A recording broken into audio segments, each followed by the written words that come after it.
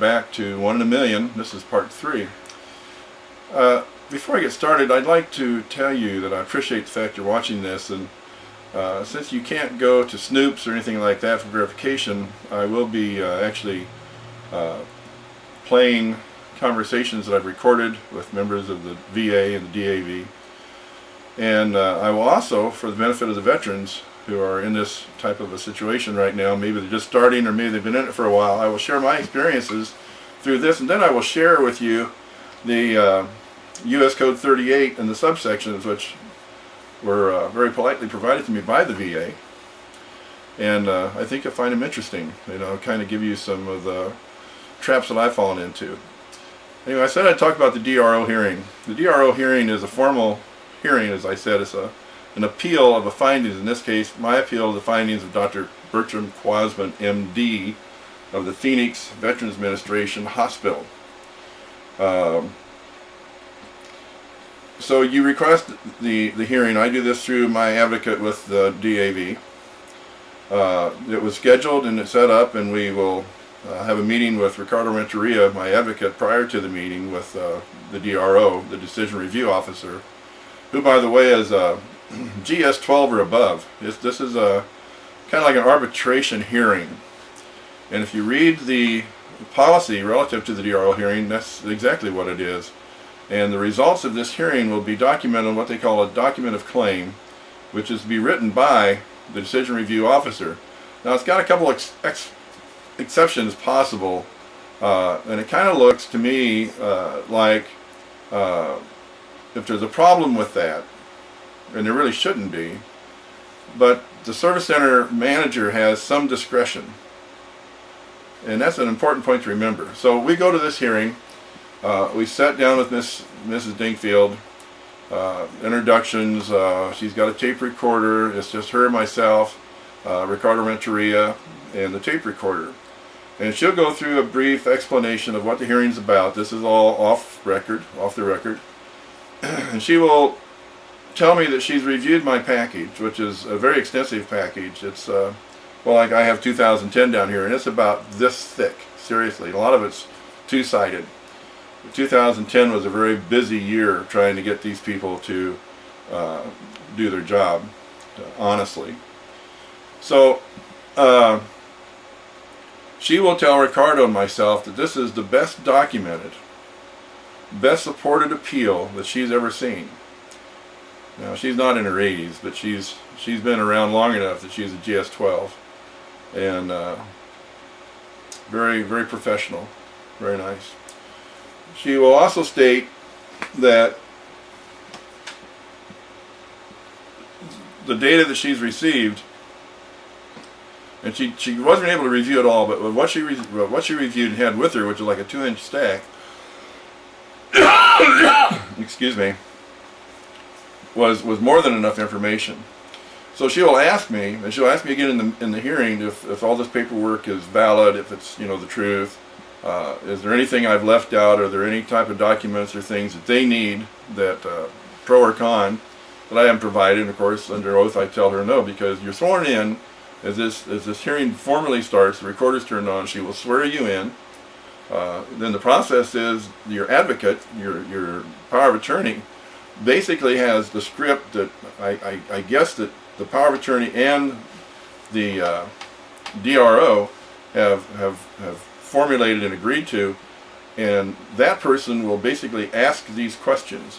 And as we go through these things, the DRO may interrupt and ask for clarification, or an additional question may come out of this answer or whatever. And during this recorded part, she will again exclaim that the case is well supported. She's also disappointed because Quasman actually documented the fact that he wasn't prepared. He hadn't reviewed my medical records, which he's supposed to do. So she made that clear that he was in fact supposed to do this, and if he had, probably the outcome would have been differently. I don't know. We go through this entire hearing. She'll ask all these different questions. When the hearing's over, we sit and talk again, informal, off the record, and we discuss the fact that I was declared. She'll ask me, well, actually during the hearing, I should go one step further. She'll ask me she noticed I have a claim for my right shoulder that's active. And I will tell her, yes, I do. And she'll ask me if I have any, actually I guess what she asked me was, do you have any other service-connected compensation? And I told her, yeah, my right shoulder. And she said, but has it been approved for compensation? I said, yes. Well, she wasn't aware of that. So when the meeting's over, we go into these conversations, and at this point we're discussing the Social Security disability even further, where she'll state, if you were granted Social Security disability, which I was, October 2nd of 2003, then the VA, being another government agency, would not counter what this other government agency had already approved, because the requirements, the qualifications are basically the same. So there was no question in her mind, and she expressed this to Ricardo and myself, that I would be granted 100% VA disability. The question was whether it would be effective in May of 2005, when this last claim, this 23-722-714, was filed, or if I could show that Social Security used the information relative to my service-connected injury in determining my Social Security disability, that it would possibly go back to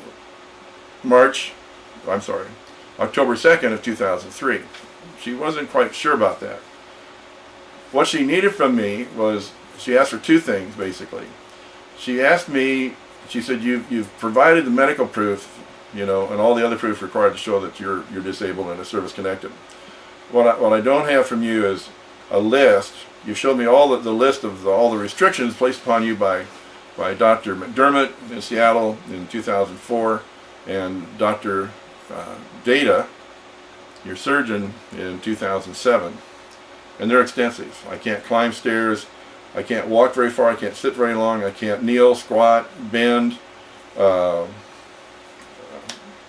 can't lift more than 40 pounds, I can't carry more than 10 pounds.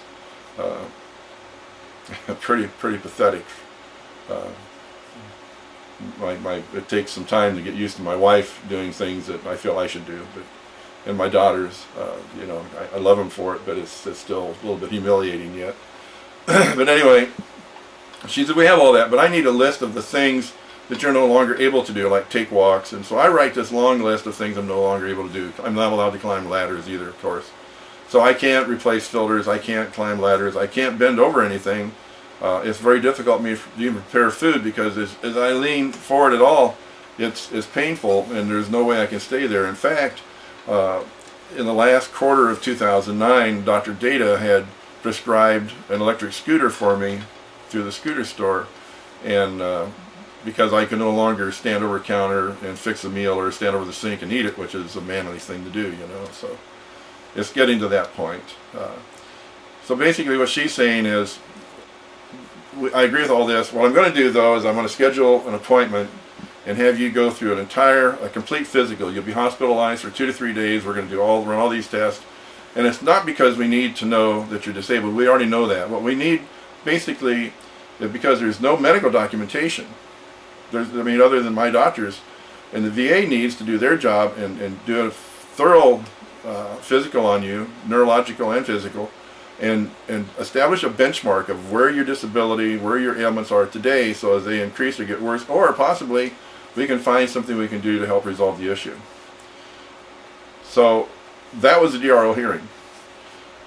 In December, I get the minutes, which are basically everything we said on the record, with a little bit of off-the-record information. For example, she had ordered this appointment for the scheduled appointment for the VA hospital to do this complete physical.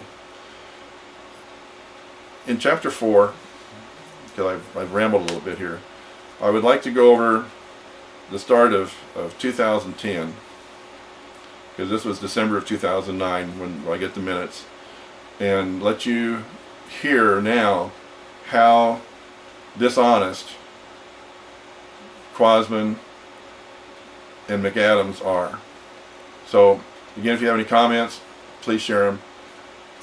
If you have friends that are veterans, or you know veterans, or if you're just interested in helping the veterans, please tune in for 4, and I do appreciate it, and thank you.